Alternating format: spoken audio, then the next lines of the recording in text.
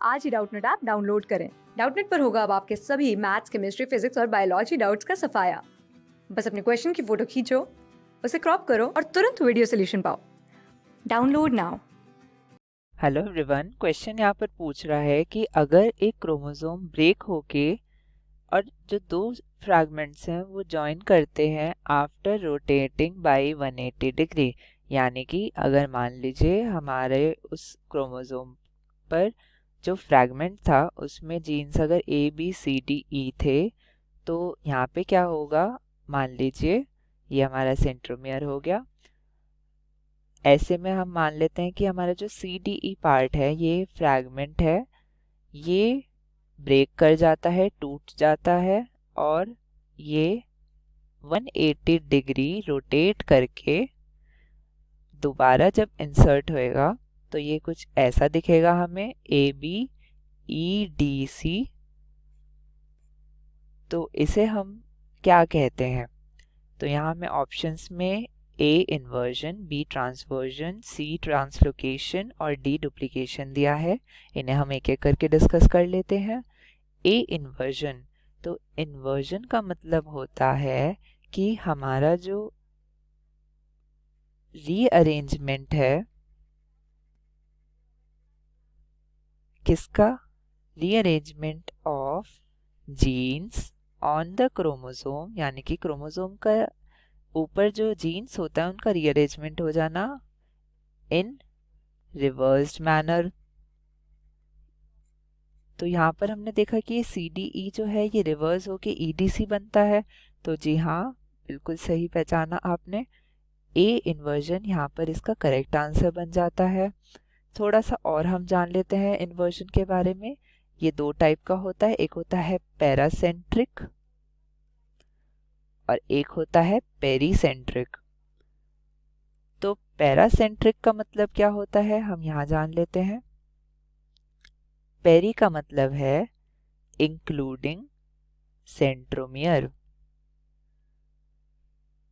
तो यहाँ तो हमने देखा था कि सेंट्रोमियर से पहले पहले रिवर्जन हो रहा है, इन्वर्जन हो रहा है।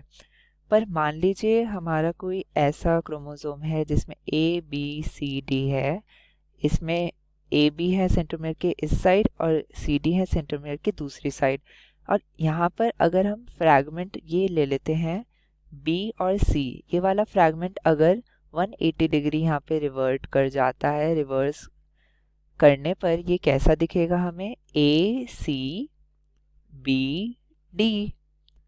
तो हमारा जो सेंट्रोमियर था वो तो यही है और ये वाला सेगमेंट जो है ये 180 डिग्री रोटेट कर गया, तो इसे हम बोलेंगे पेरीसेंट्रिक। और यहाँ जो हमने केस कंसिडर किया था जो सेंट्रोमियर को छोड़कर उसके अलावा रिवर्जन हो रहा है, उसे हम बोलते हैं पैरासेंट्रिक। तो ये तो हमने जान लिया कि पैरासेंट्रिक इन्वर्जन क्या होता है। अब आ जाते हैं हमारे बी ऑप्शन पे। बी ऑप्शन कह रहा है ट्रांसवर्जन। तो ट्रांसवर्जन एक पॉइंट म्यूटेशन होती है और इसमें क्या होता है, एक प्यूरीन किसी दूसरे पिरीमिडीन में बदल जाता है, ये है ट्रांसवर्जन। तो फॉर एग्जांपल ले लीजिए, प्यूरीन हमारा हो जाता है एडेनिन। एडेनिन की जगह अगर थाइमिन आ जाता है तो उसे हम बोलेंगे ट्रांसवर्जन। अब आ जाते हैं हमारे सी ऑप्शन पे। सी ऑप्शन कह रहा है ट्रांसलोकेशन। तो ट्रांसलोकेशन क्या होता है?